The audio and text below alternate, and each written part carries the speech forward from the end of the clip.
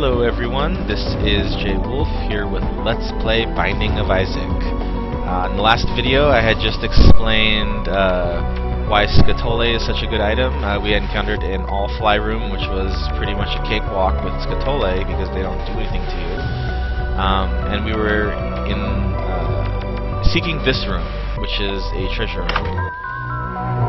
Okay, so what this item is, this is Magneto. And what this does is it puts a little magnet on your head.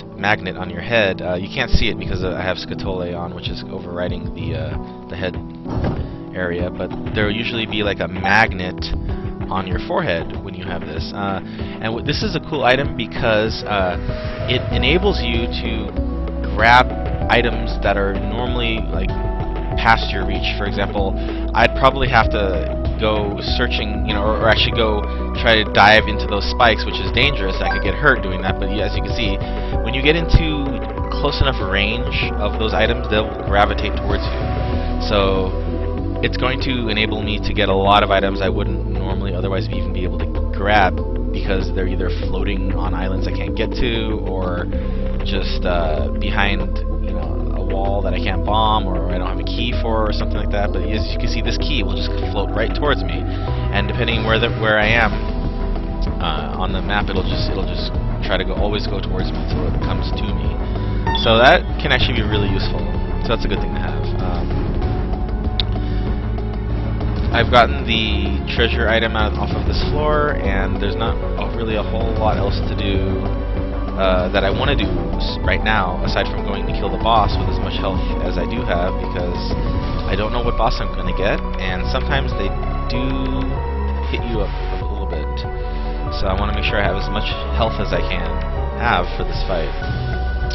So this full heart will come to me because, oh, by the way, hearts only come to you if you are low on health, or not low on health, but are missing some kind of health. If you're at full health, hearts will not come to you. They will stay where they are. Just a tidbit of information. So let's go beat this boss, whatever he is. And the Husk. The Husk is a variant of another boss called the Lord of the Flies. I know, Duke of Flies, yeah.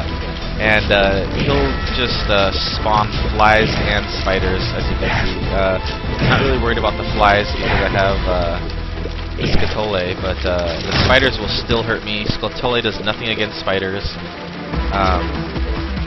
You can see all the flies coming towards me harmlessly. When they're not flashing, they don't do any damage to you. As you can see, none of these flies are flashing because of the Scatole, but my little fly hovering around me will kill the rest of these flies. I don't even have to do anything.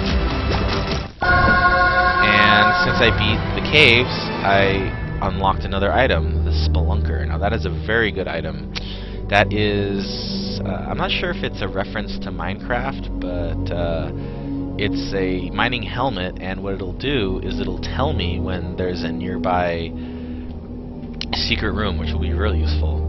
So this item that dropped is, it's called I think it's the Magic 8 Ball, and what it does is it makes, I think gives my, I forget exactly the name. Tears Up. Okay, that's what it was. Tears Up. It'll make me shoot faster. You'll notice it gives you like a little gypsy hood thing, or a little gypsy hat, and it'll always spawn a tarot card. Now this is a tarot card. They all do different things based on what they say. So this one is, what is that, 18? It's in Roman numerals, the moon. The moon, what that does is that will always teleport you to the secret room, so I can use it right now. If I want to find out where the secret room is on this floor, I just use it and I'll go right to it. So I've unlocked the secret room. Now, because this tarot card teleports you to the secret room, it automatically makes a way out, because you may not have a bomb to bomb your way out if you come into the secret room, so you have to be careful about that. Or you don't have to be careful of that, actually, because Edmund or Florian or whoever programmed that was smart enough to put that in there, which is nice. Now notice too that this actually has another adjacent door, because right there is the curse room, which I will enter next. This item right here is Bob's head, and what it does is it's a rechargeable one-time use bomb, basically. So if I pick it up, what happens is it's not activated until you actually try to use it, and what happens is Isaac or wherever you're playing as, will hold it above his head, just like that. Now, whatever direction, now see I can walk around, but whatever direction I try to fire next, he'll lob the bomb that way. And it's a poison bomb too, as you can see. It shot the poison goop all over everywhere. So it's not really that great of an item. I guess it gives you an extra bomb if you need it, but I'm gonna stick with the hourglass just because it's fully charged too. I haven't used it yet, so I'm gonna go see what's in this curse room.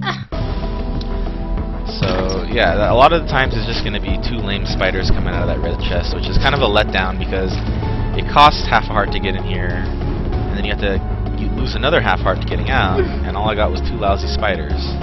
So that's not good.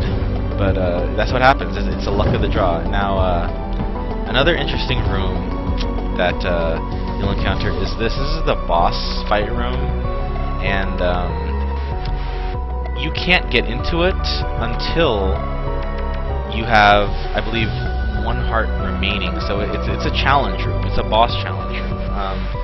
There's a lower version of that room called just like the regular challenge room, but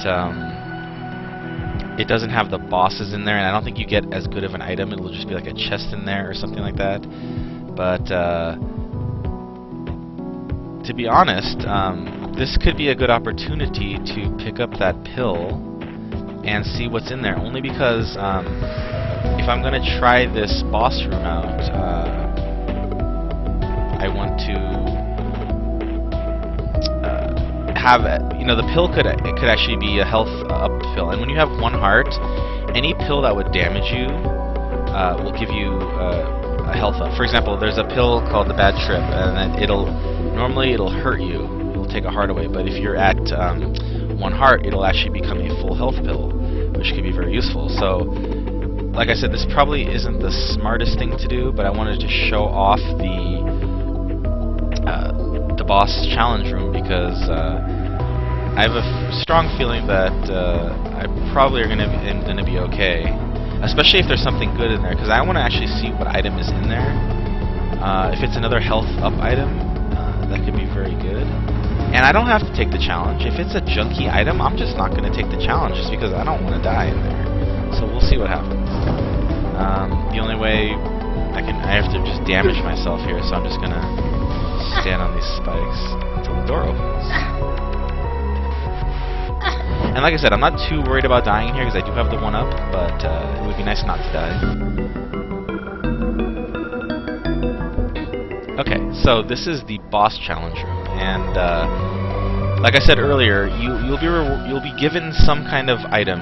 It's usually a boss reward item, but as soon as I take this item, it's going to initiate a series of boss fights. I think you fight 3 different bosses. So what I'm going to try to do is, since I'm in the room already, let's see what this pill does.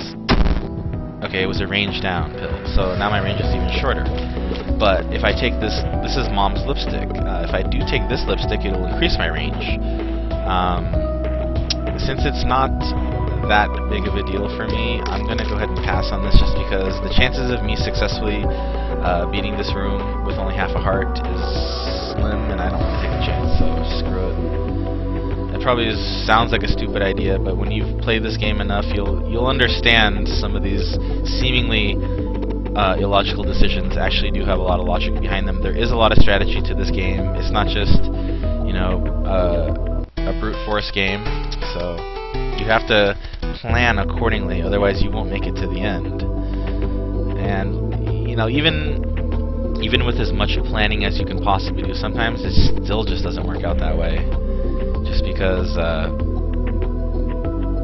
you could be given just bad items and not have enough chance to even get anywhere. So that's a very real possibility too.